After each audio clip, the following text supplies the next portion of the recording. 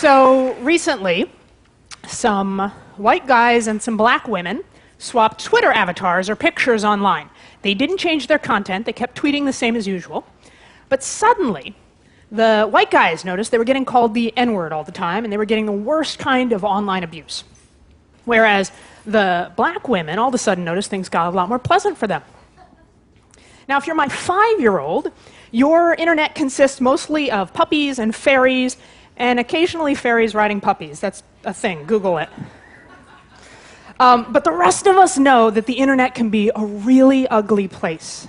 I'm not talking about the kind of colorful debates that I think are healthy for our democracy. I'm talking about nasty personal attacks.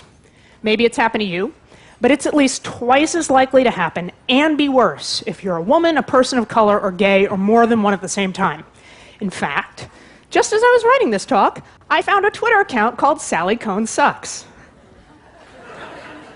The bio says that I'm a man-hater and a bull dyke, and the only thing I've ever accomplished with my career is spreading my perverse sexuality, which, incidentally, is only a third correct. I mean, lies! But seriously, we all say we hate this crap. The question is whether you're willing to make a personal sacrifice to change it. I don't mean giving up the internet. I mean changing the way you click, because clicking is a public act. It's no longer the case that a few powerful elites control all the media and the rest of us are just passive receivers. Increasingly, we're all the media. I used to think, oh, okay, I get dressed up, I put on a lot of makeup, I go on television, I talk about the news. That is a public act of making media. And then I go home and I browse the web and I'm reading Twitter, and that's a private act of consuming media. I mean, of course it is. I'm in my pajamas. Wrong. Everything we blog, everything we tweet, and everything we click is a public act of making media. We are the new editors. We decide what gets attention based on what we give our attention to. That's how the media works now. There's all these hidden algorithms that decide what you see more of and what we all see more of based on what you click on, and that in turn shapes our whole culture. Over 3 out of 5 Americans think we have a major incivility problem in our country right now.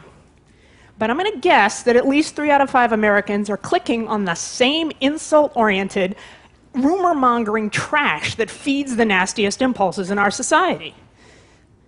In an increasingly noisy media landscape, the incentive is to make more noise to be heard.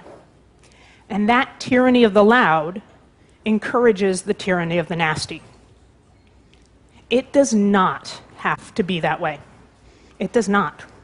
We can change the incentive. For starters, there are 2 things we can all do. First, don't just stand by the sidelines when you see someone getting hurt. If someone is being abused online, do something. Be a hero. This is your chance. Speak up, speak out. Be a good person. Drown out the negative with the positive.